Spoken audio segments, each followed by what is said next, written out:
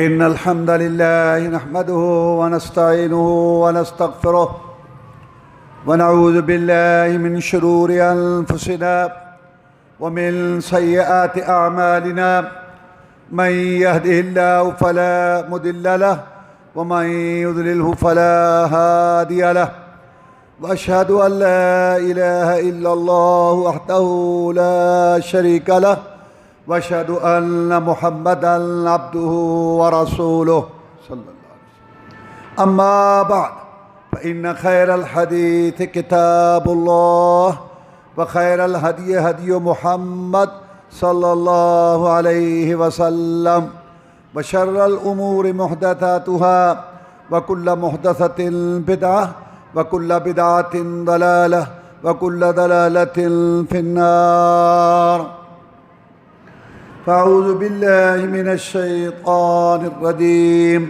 والسابقون الأولون من المهاجرين والأنصار والذين اتبعوهم بإحسان رضي الله عنهم ورضوا عنه أعد لهم جنات تجري تحتها الأنهار خالدين فيها أبدا ذلك الفوز العظيم۔ اللہ مالک الملک احکم الحاکمین نے اپنے پاک کلام قرآن مجید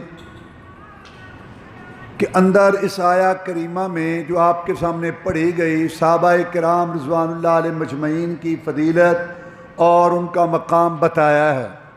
اللہ تعالیٰ ارشاد فرماتے ہیں کہ آگے بڑھنے والے، پہلے آنے والے کچھ مہاجر ہیں جو مکہ چھوڑ کے مدینہ آئے، اور کچھ انصار ہیں جنہوں نے ان کو اپنے سینے کے ساتھ لگایا، اور تیسرا گروہ وہ ہے جو ان دونوں کے بعد آیا، اور جیسے انہوں نے قرآن حدیث پر عمل کیا، کتاب و سنت پر چلے، ایسے انہوں نے بھی کتاب و سنت پر عمل کیا اور قرآن اور حدیث پر چلے۔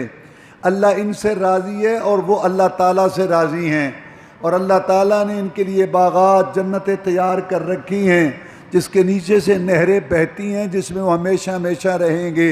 یہ بہت بڑی کامیابی ہے۔ یہ قرآن ہے، قرآن ساری کتابوں کا سردار قرآن، جس کو اللہ پہاڑ پر اتارتا تو وہ بھی ریزے ریزے ہو جاتا۔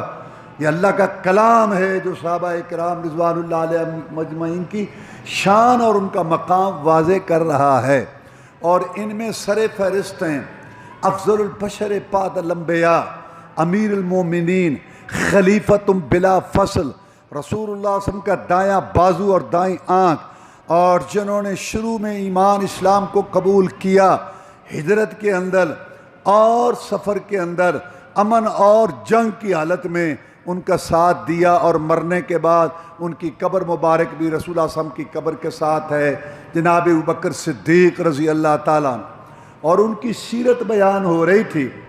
رسول اللہ صلی اللہ علیہ وسلم نے جو سب سے آخری جنگ لڑی نا کافروں سے، وہ غزوہ تبوک ہے، تو آپ نے فرمایا بھی یہ جنگ بڑی سخت جنگ ہے، سپر طاقت جو بڑے اپنے آپ کو کہلاتے ہیں ان سے لڑنا ہے، اور وسائل کی کمی ہے، 2 لاکھ کا ان کا لشکر ہے، لہذا لاؤ چندہ میرے لیے جو ہے نا یہاں وسائل جو ہے دنیاوی لحاظ سے یہ اکٹھے کرو تاکہ کافروں کے ساتھ جو ہے 2 ہاتھ کیے جائیں۔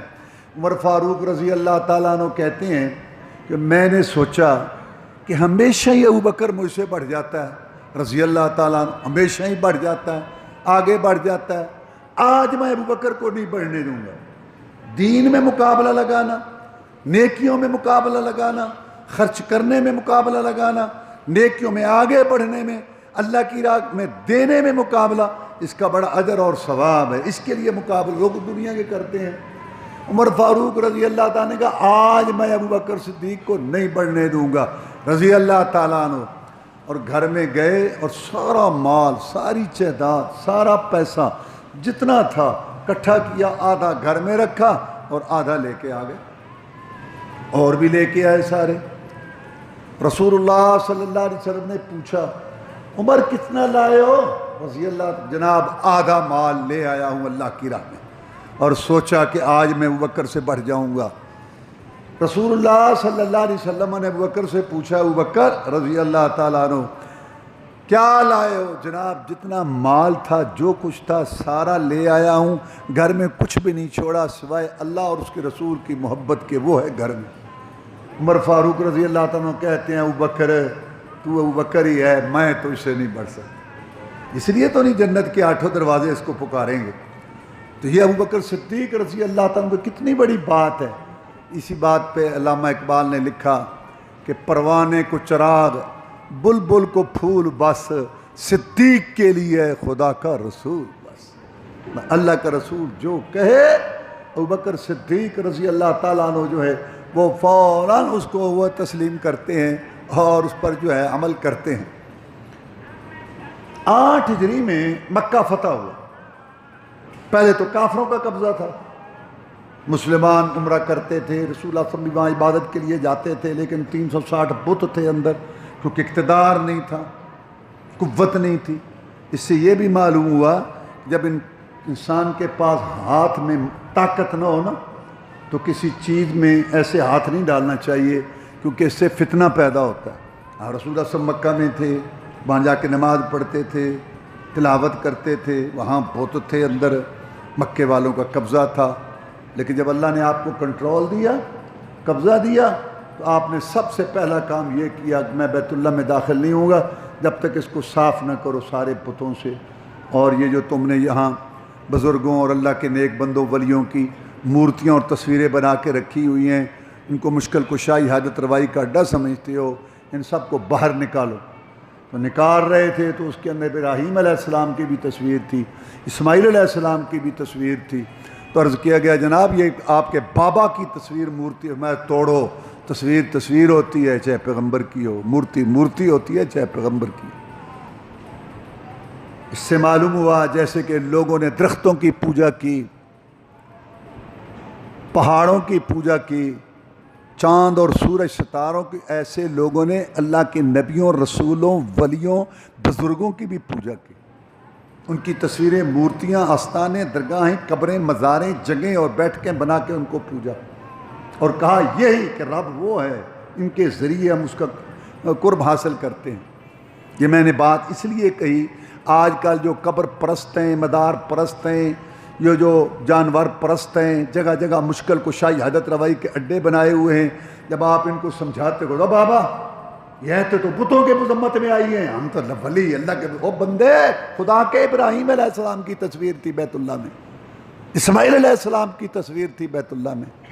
تصویر اور مورتی بنا کے، چاہے وہ پیغمبر کی ہو، چاہے نبی رسول کی ہو، چاہے ولی بزرگ کی ہو، چاہے امام محدث کی ہو، بزرگ کی ہو، اس کی قبر، درگاہ، مزار، آستانہ بنا کے اور نظر نیاز چڑھاوے چڑھانا اور مشکل کشائی حاجت روائی کے لیے وہاں فریادیں کرنا، یہ بھی وہی شرک ہے جو مکہ والے کرتے تھے۔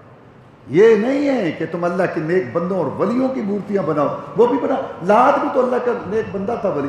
میں بتا رہا ہوں ابراہیم علیہ السلام کی تصویر، اسماعیل علیہ السلام کی، اس سے بڑھ کر اور کیا بات ہوگی؟ تو یہ لوگوں کو شیطان نے غلطی لگائی ہے۔ اس لیے میں کہتا ہوں 6 ڈگریاں دین میں بدھو بدھو بدھو بدھو ہیں، سوچ سمجھ نہیں ہے کہ یا نعبد ہم پڑھتے ہیں، لا الہ پڑھتے ہیں، پتہ ہی نہیں ہے، سوچ سمجھ نہیں ہے، جان کے جو ہے وہ بنے ہوئے معوف۔ تو میں یہ بتا رہا تھا جب مکہ فتح ہوا اور مکہ پہ مسلمانوں کا کنٹرول ہوا 8 ہجری میں، تو پہلا حج جو ہوا وہ 9 ہجری میں ہوا اسلام میں۔ ویسے تو حج ہو رہا تھا ابراہیم علیہ السلام کے دور سے پہلے، ٹھیک تھا، پھر ان لوگوں نے بدل دیا۔ کیسا حج تھا؟ اللہ اللہ اللہ، کیسا حج تھا مکہ والوں کا؟ حج کرتے تھے اور ایک بت رکھا ہوا تھا صفا پر اور ایک مروہ پر، اس کے پاس بتوں کے لیے جاتے تھے، اور 360 بیت اللہ میں تھے اور حج ہو رہا ہے۔ ایسے ہوتا ہے؟ آج کل نہیں ہے مسلمان، کلمہ بھی پڑھتے ہیں، نمازیں بھی پڑھتے ہیں، اذانیں بھی کہتے ہیں، اور ہر کلومیٹر پہ ایک مشکل کشا اور حاجت روا ہے، اور ان سے 2 ہاتھ آگے ہیں۔ وہ کہتے تھے ہمارے باپ دادا ایسے کرتے ہیں، اور یہ دلیلیں دیتے ہیں کہ جائز ہے۔ تو ایسا ہوتا ہے کہ دین کے نام پر لوگ جو ہیں اس کو، دین کو بدل دیتے ہیں۔ اب دیکھو نا، دنیا میں کلمہ بھی ہے، اذان بھی ہے، نماز بھی ہے، روزے بھی ہیں، تراویح بھی ہے، حج بھی ہے، عمرے بھی ہیں، صدقہ خیرات بھی ہے، اور کچھ بھی نہیں۔ نہ اذان رسول اللہ والی ہے، نہ درود رسول اللہ والا ہے، نہ حج رسول اللہ والا ہے، نہ نماز رسول اللہ والی ہے۔ ایسا ہوتا ہے۔ تو وہ لوگ حج تو کرتے تھے. میں جو پہلا حج کہہ رہا ہوں اسلام میں پہلا حج 9 ہجری کو ہوا پہلا حج. تو رسول اللہ صلی اللہ علیہ وسلم نے امیر کس کو مقرر کیا حج کا؟ حج کا ایک امیر ہوتا ہے، اب بھی ہوتا ہے، جو خطبہ دیتا ہے. حج کا امیر مقرر کیا افضل البشر بعد الانبیاء امیر المومنین خلیفۃ بلا فصل ابو بکر صدیق رضی اللہ تعالیٰ عنہ. مسلمانوں میں اسلام میں پہلے حج کے 9 ہجری کو امیر. یہ اشارہ تھا کہ میرے بعد خلیفہ اس کو بنانا. رسول اللہ صلی اللہ علیہ وسلم نے اپنا نائب امیر مقرر کر کے بھیجا. انہوں نے حج کے لیے جو ہے روانہ کیا ان کو، انہوں نے حج کروایا لوگوں کو. 10 ہجری میں پھر رسول اللہ صلی اللہ علیہ وسلم نے حج کیا. کچھ ہدایات تھی جو دیں ابو بکر کو کہ وہاں اعلان کر دو آج کے بعد کوئی یہاں مشرک نہیں آئے گا، کوئی ننگے طواف نہیں کرے گا. جب معاملہ صاف ہوتا 10 ہجری میں آپ نے 1.5 لاکھ کے مجمع کے ساتھ حج کیا. تو یہ ابو بکر صدیق رضی اللہ تعالیٰ کی سیرت بیان ہو رہی ہے کہ امیر الحجاج امیر الحج ان کو مقرر کیا گیا. بس جب رسول اللہ صلی اللہ علیہ وسلم نے حج کر لیا اور آیت آ گئی الیوم اکملت لکم دینکم واتممت علیکم نعمتی ورضیت لکم الاسلام دینا، دین مکمل ہو گیا. اور جب یہ صورت میں بتا دیا گیا تھا کہ اذا جاء نصر اللہ والفتح ورأیت الناس یدخلون فی دین اللہ افواجا، جب اللہ کی مدد آئے گی، مکہ فتح ہوگا اور دین میں جماعتوں کی جماعتیں آئیں گی، تو تو نبی اس وقت تصویر بیان کر رب کی اور اس سے معافی مانگ، بے شک وہ توبہ قبول کرنے والا ہے. اس میں آپ کی موت کا اعلان تھا کہ آپ کا کام مکمل ہو چکا، اب آپ تیاری کریں. تو آپ نے ارشاد فرمایا ایک دن صحابہ کرام رضوان اللہ علیہ مجمعین کے مجمع میں کہ ایک آدمی ہے اللہ تعالیٰ نے اس کو اختیار دیا ہے کہ اگر کچھ اور عرصہ دنیا میں رہنا چاہتے ہو تو رہو، اور اگر میرے پاس آنا چاہتے ہو تو آ جاؤ. اس آدمی نے اللہ تعالیٰ کے پاس جانے کو اختیار کیا ہے، پسند کیا ہے، اور ان قریب وہ بندہ وہ آدمی اللہ کے پاس چلا جائے گا. صحابہ کرام نے سنا رضوان اللہ علیہ اور اس کو ایک واقعہ سمجھا. ابو بکر صدیق رضی اللہ تعالیٰ نے رونا شروع کر، بہت روئے بہت روئے. ابو سعید خدری کہتے ہیں رضی اللہ تعالیٰ یہ چھوٹے صحابہ میں سے تھے، کہنے لگے ہم بڑے حیران ہوئے کہ رسول اللہ صلی اللہ علیہ وسلم ایک واقعہ بیان کر رہے ہیں کسی آدمی کا، اور یہ بوڑھا قریشی اس نے رونا شروع کر دیا. بھلا اس میں رونے کی کیا بات ہے؟ ابو سعید کہتے ہیں رضی اللہ تعالیٰ عنہ جب رسول اللہ صلی اللہ علیہ وسلم کی وفات ہوئی پھر ہماری آنکھیں کھلیں کہ ابو بکر صدیق رضی اللہ تعالیٰ عنہ ہم سب میں بڑا عالم اور ہم سب میں بہت زیادہ رازدان اور رسول اللہ صلی اللہ علیہ وسلم کی بات اور اشارے سمجھنے والا تھا. یہ جو آپ نے فرمایا تھا کہ ایک آدمی اللہ کے پاس اب چلا جائے گا، وہ خود محمد رسول اللہ تھے صلی اللہ علیہ وسلم. ابو بکر صدیق سمجھ گیا تھا، ہم نہیں سمجھے. ابو بکر صدیق رضی اللہ تعالیٰ عنہ کا اعتراف تمام صحابہ کرام کرتے تھے رضوان اللہ علیہ مجمعین. اور جب آپ بیمار ہوئے، پہلے بھی آپ بیمار ہوتے تھے، شفا یاب ہوتے تھے، لیکن اس بیماری میں اللہ تبارک و تعالیٰ کے پاس جانا تھا تو آپ کی بیماری بڑھتی گئی. آپ مسجد میں آتے تھے نماز پڑھانے، لیکن ایک دفعہ طبیعت جو ہے اس نے ساتھ نہ دیا تو فرمایا ابو بکر کو کہو کہ نماز پڑھائے. سیدہ عائشہ صدیقہ طاہرہ زکیہ مطہرہ رضی اللہ تعالیٰ عنہ کہتی ہیں میرے دل میں یہ بات آئی کہ اللہ کے رسول صلی اللہ علیہ وسلم کا اب کیا پتہ، اتنی تکلیف میں ہیں، پتہ نہیں اللہ کے پاس چلے جائیں گے، آپ کی موت آ جائے گی، وفات ہو جائے گی. تو لوگ کہیں یہ نہ کہیں آخر اس کا باپ تھا ابو بکر، لوگ ایسا نہ کہیں جو سوچیں اچھا مصلی پہ کھڑا ہوا.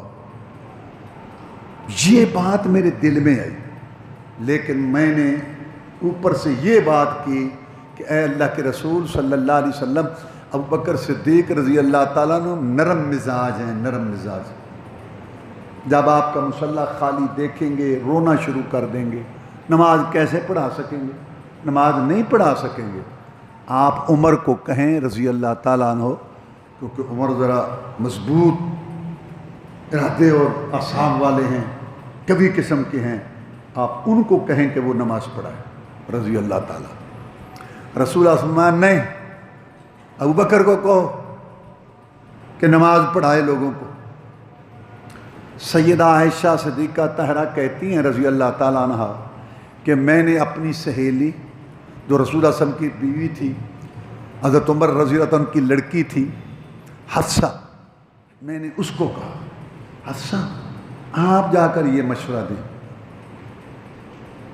کہ ابو بکر صدیق کی بجائے عمر فاروق کو کہو کہ وہ نماز پڑھائے۔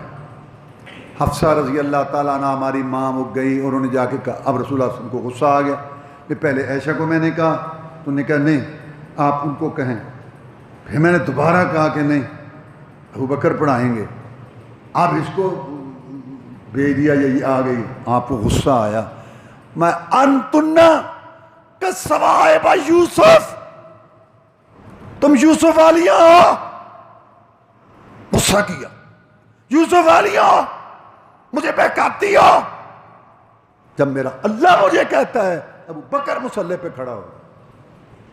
ابو بکر کی شان کو پہنچ سکتا ہے۔ اور یہ بھی میں بتا دوں یہ یوسف والیاں کیوں کہا تھا، پوری تشریح نہیں ہوتی، مثال پوری نہیں ہوتی۔ مثال کے طور پہ آپ کسی کو کہتے ہیں کہ زید شیر کی مانند ہے، تو بھائی بڑا شیر ہے بھی، تو آپ کا کیا مطلب ہوتا ہے؟ اس کی دم ہے، اس کی 4 ٹانگیں ہیں، اس کے بڑے بڑے جبڑے ہیں، تمہارا یہ مقصد ہوتا ہے؟ نہیں، تمہارا کیا مقصد؟ بہادری، یعنی ایک چیز، سارا شیر مسئلہ نہیں ہوتا۔ ہاں یہاں بھی وہ ساری بات نہیں یوسف علیہ السلام والی، ایک بات ہے کیا وہ بھی حق سے دور کرتی تھی، تم بھی حق سے دور کرتی ہو، وہاں معاملہ اور تھا، یہاں معاملہ اور ہے۔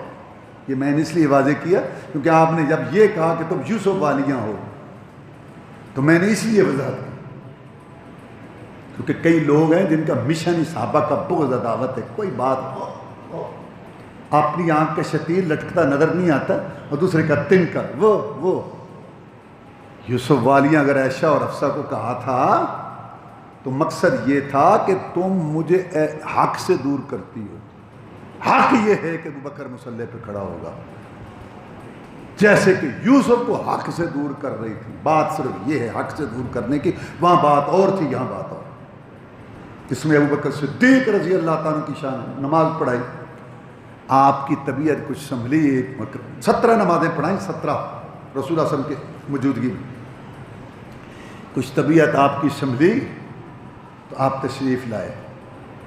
ابو بکر صدیق نماز پڑھا رہے تھے تو آپ آ کے رسول اللہ صلی اللہ علیہ وسلم ابو بکر کے پاس بیٹھ گئے۔ مطلب یہ تھا کہ بھئی ابو بکر نماز پڑھاتے رہے، جب ابو بکر صدیق رضی اللہ تعالیٰ کو پتہ چلا تو وہ پیچھے آپ نے اشارہ کیا کہ پیچھے نہ ہٹو، لیکن وہ پھر بھی پیچھے ہٹ گئے۔ پھر رسول اللہ صلی اللہ علیہ وسلم نے نماز پڑھائی تو بعد میں آپ نے پوچھا، اے ابو بکر رضی اللہ تعالیٰ عنہ، جب میں نے تجھے کہا تھا کہ تم مصلی پہ کھڑے رہو، نماز پڑھاتے رہو، میں تمہارے پیچھے پڑھ لوں گا، تو تم پھر کیوں پیچھے ہٹے؟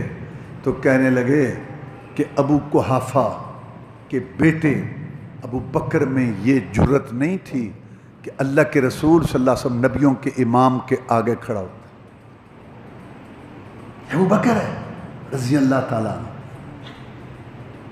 نمازیں پڑھاتے رہے ابو بکر صدیق رضی اللہ تعالیٰ، اور وفات سے ایک دن پہلے آپ کا حجرہ تھا اس طرف، اس کے آگے پردہ لٹکا ہوا تھا، وہاں سے آپ نے پردہ ادھر کیا اور دیکھا ابو بکر صدیق رضی اللہ تعالیٰ نماز پڑھا رہے ہیں اور آپ کے پیچھے صحابہ کرام رضوان اللہ علیہ مجمعین، آپ کی تیار کردہ کھیتی، آپ کے تیار کردہ شاگرد پیچھے صفیں بنا کے کھڑے ہیں اور ابو بکر ان کو نماز پڑھا رہا ہے رضی اللہ تعالیٰ عنہ۔ آپ نے دیکھا، مسکرائے۔ قریبی صحابی جو تھا وہ کہتا ہے کہ میری نظر آپ کے چہرے پر پڑی، اگرچہ بیماری تکلیف کی وجہ سے آپ کا جسم کمزور ہو چکا تھا، لیکن اس دن مجھے آپ کا چہرہ اتنا تندرست لگا مجھے ایسے چمکتا ہوا لگا جیسے قرآن کا ورق.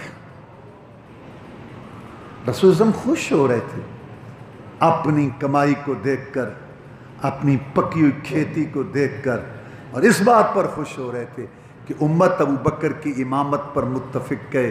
ابو بکر کی امامت اور اقتداء پر ساری میری امت متفق ہے، اس وجہ سے دیکھ کے خوش ہو رہے تھے.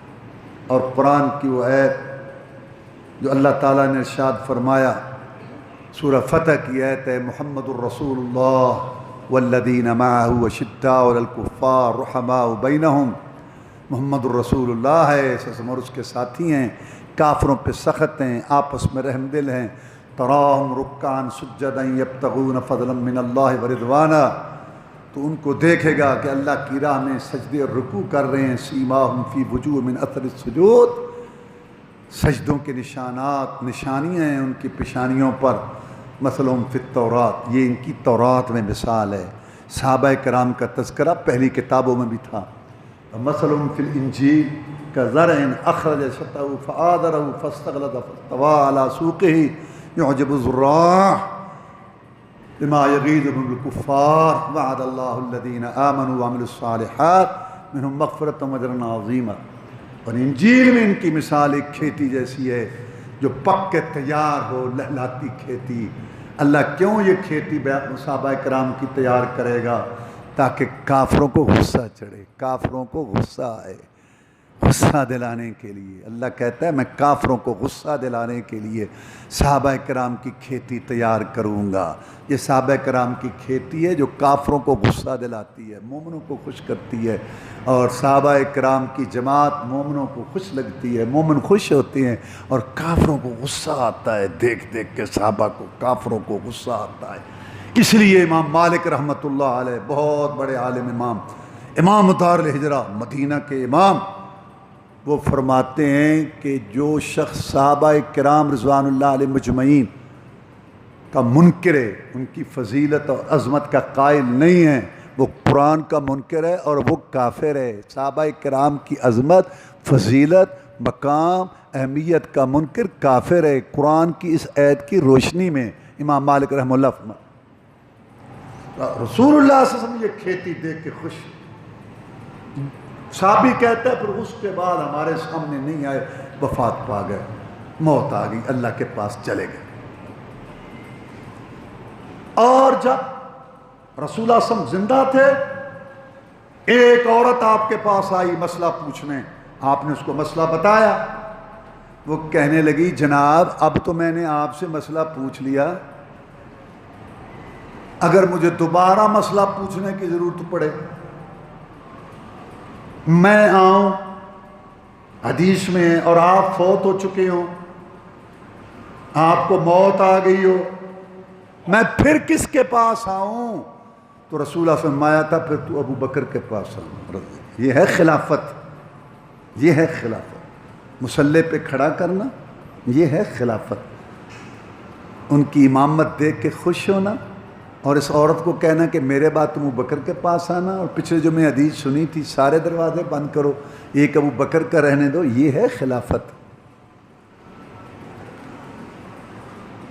رسول اللہ صلی اللہ علیہ وسلم کی وفات ہو گئی، بہت بڑا صدمہ تھا، بہت بڑا صدمہ تھا. عمر فاروق رضی اللہ تعالیٰ جیسے انسان جو ہیں وہ کہنے لگے کہ دیکھو جس نے یہ کہا نا کہ محمد رسول صلی اللہ علیہ وسلم فوت ہو گئے، میں اس کی گردن اڑا دوں گا. ہوتا ہے ایسے، باپ فوت ہو جائے نا، جو سب سے بڑا بیٹا ہوتا ہے نا، جس پر بوجھ آتا ہے، وہ بڑا کہاں کوئی ابا جی اتنے ہی نہیں. یہ ہوتا ہے، یہ ہوتا ہے. یہ بڑے صحابہ تھے. عمر فاروق کہنے لگے منافق خوش ہوں گے کہ ان کا رسول فوت ہو گیا ہے، ابھی آپ نے وہ کام کرنا بھی، وہ جان جیسے آدمی گھبرا نہیں جاتا، لیکن وہ تو فوت ہو چکے تھے. اللہ کا امر تو غالب آ چکا تھا. تقدیر تو نہ کسی سے، تقدیر تو ہر ایک کو آنی، کل نفس ذائقۃ الموت، موت تو ہر ایک کو آنی ہے.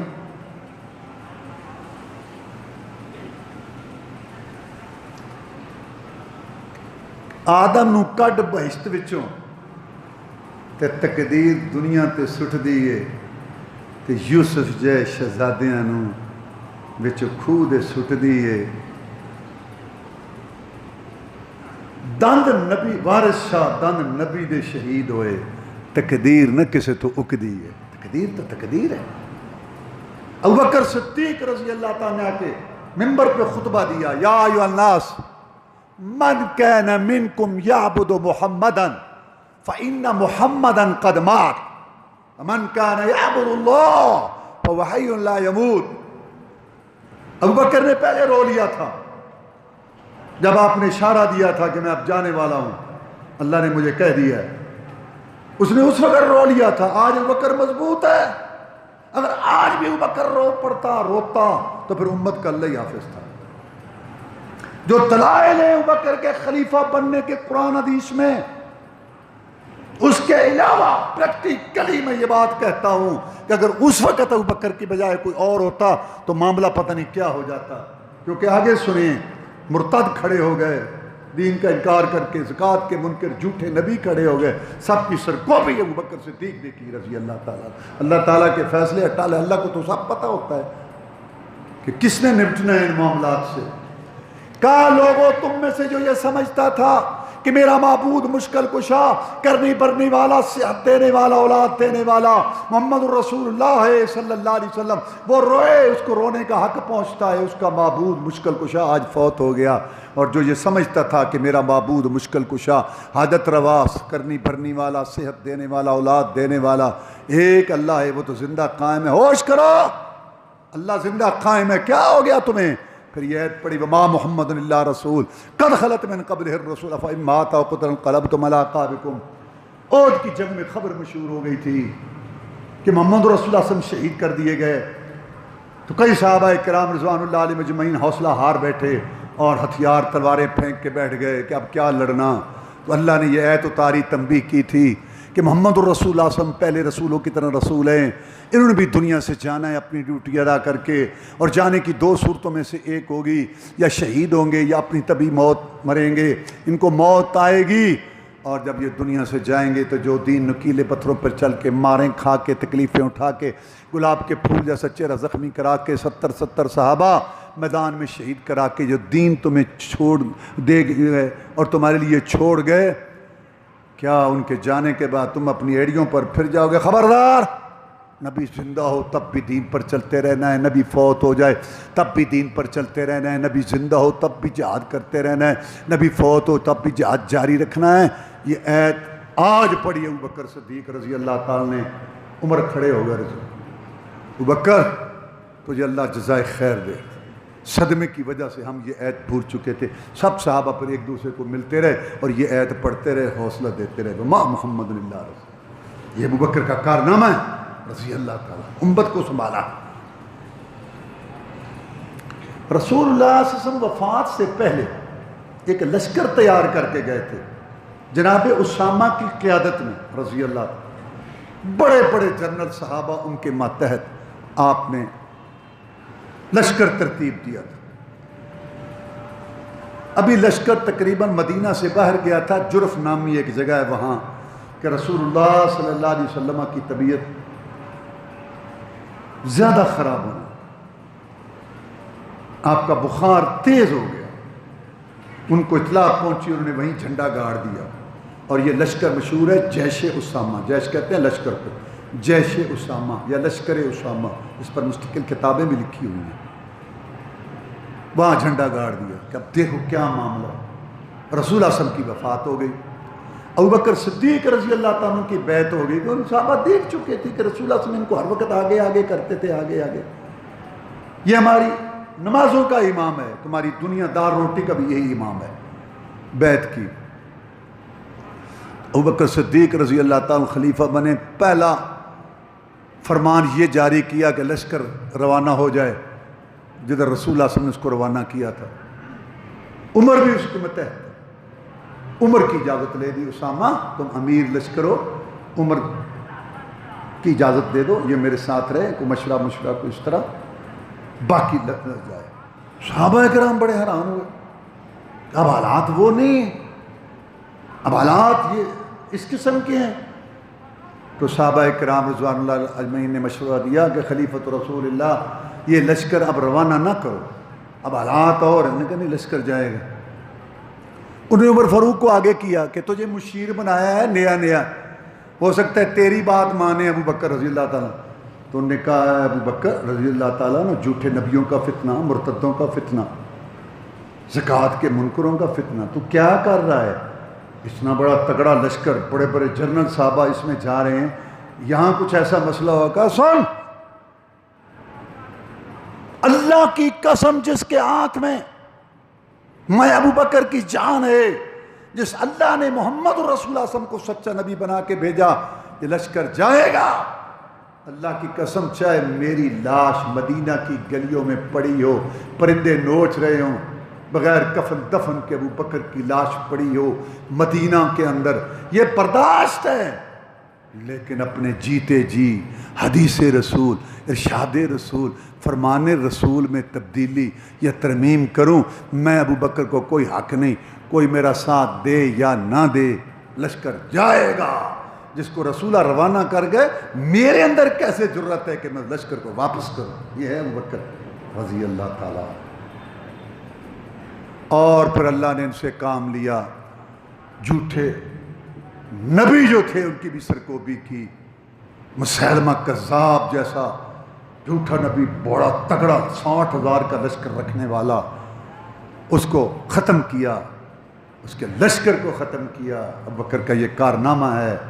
اور جو مرتد ہو گئے تھے قبائل، ان کو سیدھا کیا، جو زکوٰۃ کے منکر ہو گئے تھے کہ ہم رسول اللہ صلی اللہ علیہ وسلم کو دیتے تھے، ابو بکر کو نہیں، ان کو کہا اللہ کی قسم جو رسول اللہ صلی اللہ علیہ وسلم کو زکوٰۃ میں بکری کا بچہ بھی دیتے تھے، اور آج کہتے ہیں کہ ہم نہیں دیں گے، میں اس پر بھی لڑوں گا۔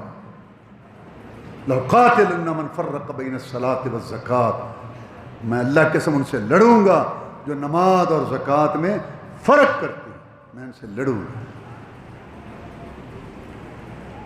2 سال 4 ماہ خلافت کی، جب خلیفہ بنے تو کپڑے کی گٹھڑی اٹھا کے نا کندھے پر چل پڑے۔ صحابہ کرام نے کہا کہاں؟ کہتا میرا کاروبار ہے، کپڑا بیچتا ہوں، یہی میری تجارت ہے۔ اچھا تو کپڑا بیچ اور مسلمان یہاں آئیں گے مسائل حل کرنے کے لیے، تو وہ تجھے کہاں تلاش کریں گے؟ سارے صحابہ کرام نے واپس کیا بیٹھو پیچھے، اور سب نے مشورہ کیا۔ تو پھر یہ مشورہ طے ہوا کہ بیت المال سے ابو بکر صدیق کا وظیفہ لگایا جائے۔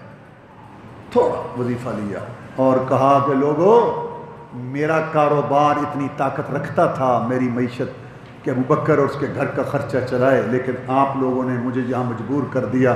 اس طرح پھر بیت المال کی طرح ڈلی، بیت المال شروع ہوئے۔ اب ابو بکر مسلمانوں کا کام کرے گا اور ابو بکر کے بچے وظیفہ لے کے بیت المال سے کھائیں گے۔ لیکن ابو بکر تو ابو بکر تھا، 2 سال 4 مہینے وظیفہ لیا، وفات ہو گئی۔ عمر فاروق خلیفہ بنے رضی اللہ تعالیٰ عنہ، تو ان کے پاس ابو بکر صدیق کے لڑکے رضی اللہ مال کی گٹھڑیاں لے کے آئے۔ کہا بیٹا یہ کیا ہے؟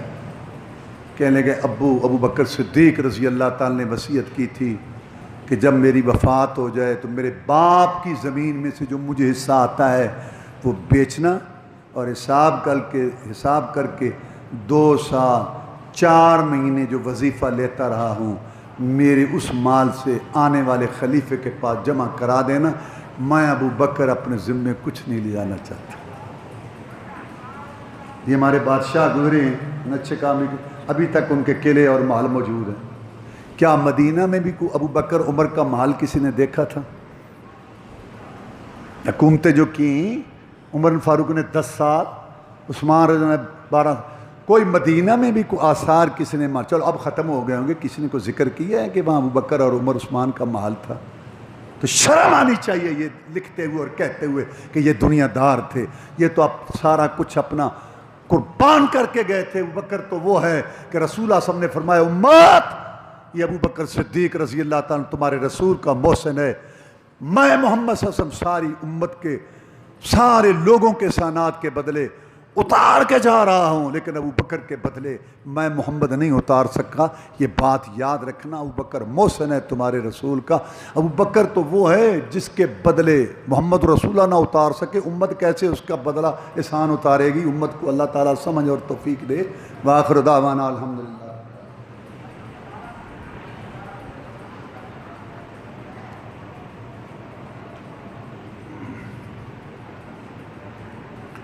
إن الحمد لله نحمده ونستعينه ونستغفره ونعوذ بالله من شرور أنفسنا ومن سيئات أعمالنا من يهده الله فلا مضل له ومن يضلله فلا هادي له وأشهد أن لا إله إلا الله وحده لا شريك له وأشهد أن محمدًا عبده ورسوله صلى الله عليه وسلم أما بعد فإن خير الحديث كتاب الله وخير الهدي هدي محمد صلى الله عليه وسلم وشر الأمور محدثاتها وكل محدثة بدعة وكل بدعة ضلالة وكل ضلالة في النار فأعوذ بالله من الشيطان الرجيم كنتم خير أمة أخرجت للناس تأمرون بالمعروف وتنهون عن المنکر. اللہ تعالیٰ فرماتے ہیں تم ایک بہترین امت ہو. جب یہ آیت آئی مخاطب کون تھے؟ ابو بکر، عمر، عثمان اور علی اور ان کی جماعت تھی رضوان اللہ علیہ مجمعین. اللہ تعالیٰ فرماتا ہے تم بہترین امت ہو، بہترین. تو ساری امتوں میں سے یہ امت محمد سب سے افضل ہے، اور امت محمد صلی اللہ علیہ وسلم میں سے صحابہ کرام سب سے افضل ہیں. اور صحابہ کرام رضوان اللہ علیہ مجمعین میں سے 10 مبشرہ، وہ 10 صحابہ جن کو جنت کی خوشخبری دی رسول اللہ صلی اللہ علیہ وسلم نے، وہ افضل ہیں. آج میں ابو بکر فی الجنہ، عمر فی الجنہ، عثمان فی الجنہ، علی فی الجنہ، طلحہ فی الجنہ، زبیر فی الجنہ، سعد فی الجنہ، سعید فی الجنہ، عبیدہ بن جراح فی الجنہ، عبد الرحمن بن عوف فی الجنہ. یہ 10 صحابہ 10 مبشرہ، یعنی وہ 10 صحابہ جن کو جنت کی خوشخبری دی گئی اس دنیا میں، یہ افضل ہے. اور ان میں 4 خلفائے راشدین افضل ہیں. امت کا اتفاق ہے، پوری امت کا اجماع ہے اس پر. جو میں بات کہہ رہا ہوں جو کسی ایک فرقے یا ایک گروہ کی نہیں ہے، پوری امت کا اتفاق ہے اس پر. اور ان 4 میں سے امت کا اتفاق ہے کہ 2 افضل ہیں، ابو بکر اور عمر فاروق رضی اللہ تعالیٰ عنہ. اور پھر ان 2 میں افضل البشر بعد الانبیاء ابو بکر صدیق رضی اللہ تعالیٰ عنہ. یہ ایک اتفاق ہے پوری امت کا. حضرت علی رضی اللہ تعالیٰ کے ایک لڑکے تھے محمد بن حنفیہ، حنفیہ ان کی ماں کا نام ہے. حسن حسین رضی اللہ تعالیٰ عنہ تو فاطمہ الزہرا سے پیدا ہوئے رضی اللہ تعالیٰ عنہ، لیکن محمد بن حنفیہ یہ حنفیہ سے پیدا ہوا تھا. یہ کہتے ہیں کہ میں نے اپنے باپ علی سے پوچھا رضی اللہ تعالیٰ عنہ حدیث میں کہ ابو رسول اللہ صلی اللہ علیہ وسلم کے بعد کون افضل ہے؟ تو انہوں نے کہا ابو بکر. علی رضی اللہ تعالیٰ کے بیٹے نے پوچھا کہ ابو بکر کے بعد پھر کون افضل ہے؟ تو انہوں نے کہا عمر فاروق رضی اللہ. میں نے کہا کہ کہیں عثمان کا نام نہ لے لیں. دیکھو، حالانکہ وہ بچہ تھا، اس کو بھی پتا تھا کہ درجہ کیسے ہے. میں نے سوچا کہ کہیں میرا ابو تیسری دفعہ عثمان کا نام نہ لے لے رضی اللہ عنہ. تو میں نے کہا پھر آپ؟ کہا نہیں، پھر عثمان رضی اللہ تعالیٰ. تو اس پہ امت کا اتفاق ہے.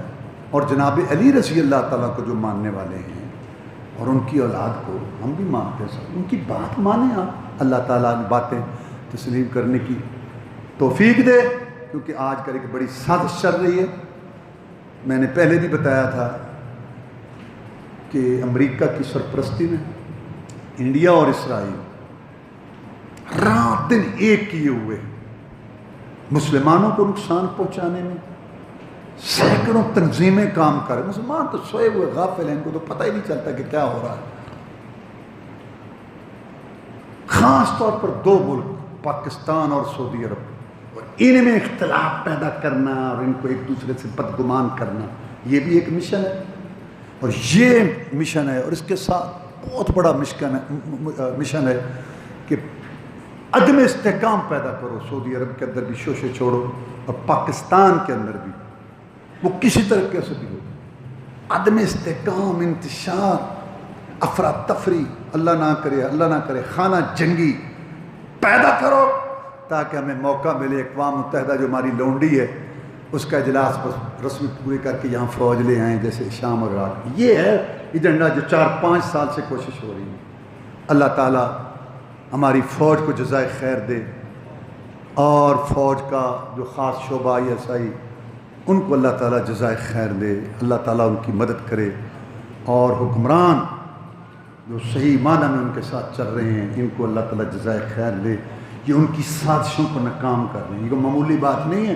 پاکستان کھٹکتا ہے، 3 جنگیں لڑی ہیں پاکستان نے، روس کے ٹکڑے ہوئے اس کے ذریعے، اور امریکہ 100 ملک لے کے آیا تھا، 17 سال بعد ذلیل ہو کے جا رہا ہے. معمولی بات ہے؟ اس کی قدر کرو. پاکستان یہاں فرقہ واری ہے. ہر دفعہ محرم گزرتا تھا، کیا ضرورت تھی اس دفعہ ابو بکر صدیق کو گالیاں دینے کی رضی اللہ تعالیٰ، اور امیر معاویہ رضی اللہ کو گالیاں دینے کی؟ یہ جو لوگ ہیں سارے متفق نہیں ہیں اس بات پر. ٹھیک ہے صحابہ کرام سے وہ دشمنی رکھتے ہیں، لیکن سارے متفق. یہ چند ایجنٹ ہیں ان کی طرف سے جن کو غیر ملکی پیسہ ملا کہ تم افراتفری پیدا کرو کسی طرح کا. یہ پاکستان کیوں اس طرح کھڑا ہے؟ یہ سازش ہے، اور ہم نے سازش کو ناکام بنانا ہے. ہمارے نزدیک صحابہ کرام رضوان اللہ علیہ مجمعین، اہل بیت اعظام رضوان اللہ علیہ مجمعین سب محترم ہیں، اور یہ آپس میں شیر و شکر تھے. آئندہ چونکہ آج بارش ہے لوگ کم آئے ہیں، آئندہ جمعہ مبارک کا خطبہ کا موضوع صحابہ کرام اہل بیت اعظام کا مقام، ان کی شان قرآن حدیث اور اہل بیت کے اقوال کی روشنی میں کہ یہ کتنے عظیم لوگ تھے اور ان کا آپس میں کتنا گہرا تعلق تھا. یہ ٹسل، نفرت، بغض، عداوت، لڑائی، اور ان میں ایسے ایک مہادرائی یہ یہودیوں سے شروع ہوئی اور اب تک یہ جاری ہے. ان میں کوئی کسی قسم کی مہادرائی نہیں تھی. یہ سارے شیر و شکر تھے. صحابہ کرام اہل بیت ایک تھے.